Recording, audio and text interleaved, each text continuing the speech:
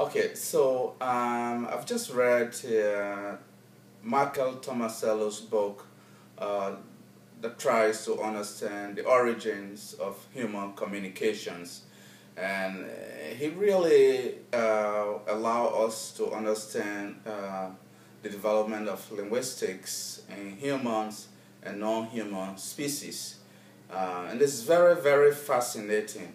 Um, he's taking what I think is a psychosocial biological approach to understanding the evolution of linguistics. So a few points that I would like to respond to. So Tomasello, when he looks at monkeys, and he argues that monkeys raised in isolation and those cross-foster um, by another monkey or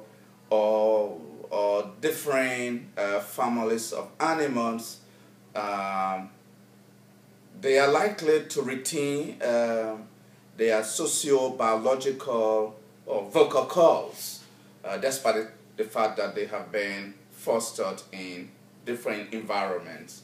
And this is interesting, and I think is the also is a unique difference between humans and non-human species.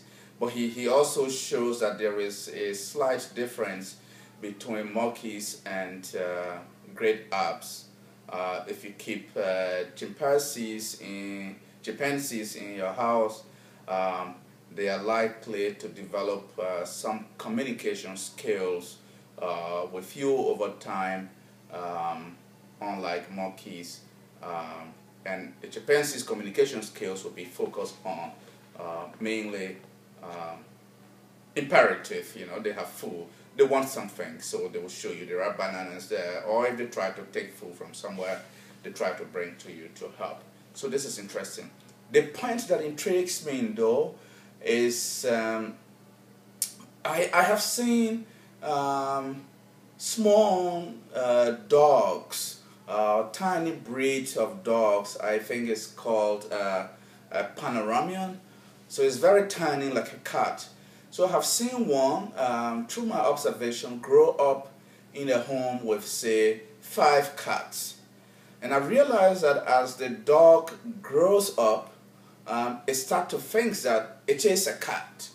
So it retains its, specific, basic vocal calls, but I think it has developed some patterns of communications with cats. So the point I'm trying to make here is the assumption that, and I'm just wondering if hypothetically you took a monkey to be cross-foster in, and this is unlikely, but in a family of dogs. Over time, if the monkey and dogs will not develop some common patterns of communication despite the differences in their vocal calls. So this is something very interesting to me, and the reason why I'm interested in this kind of thing also is my own research interest. But before coming to that, another point made by Tomasello, he gives an example on a plane, and the point here is common ground and cooperation, how they factor into communication, signaling, vocal calls, and pantomiming. So on a plane, the passengers are completely new to one another. So there is one passenger turning his back to me and another passenger, and the guy with his back facing us is really too loud. So I signal to the guy next to me and maybe, ooh. So this guy realizes, he understands that I am saying, oh, it's going to be a very long flight. This guy will be bothering us. So this guy might understand me, despite the fact we don't know one another.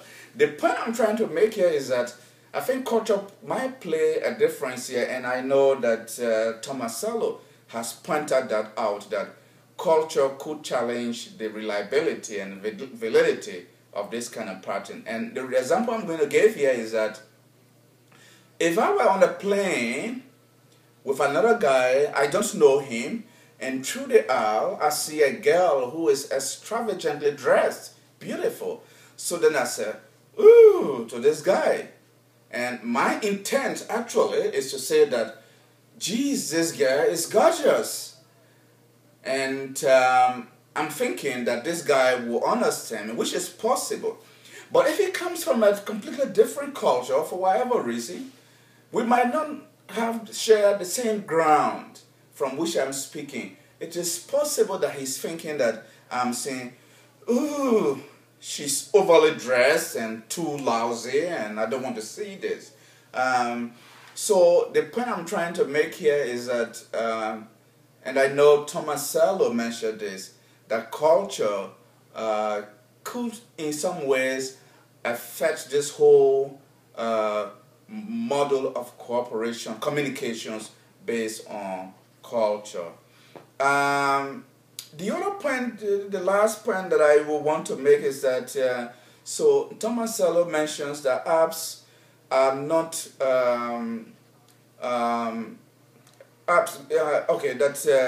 great apps display more sophisticated communicative skills in the gestural than in the vocal modality. And this is very interesting, but I'm thinking that perhaps because of the inflexibility that they have, their fixation with vocal calls, is always either they make their vocal calls extremely loud or discreetly, and they cannot make a lot of manipulation.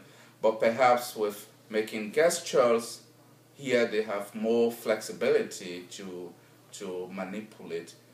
So this is very interesting. I really enjoyed reading it.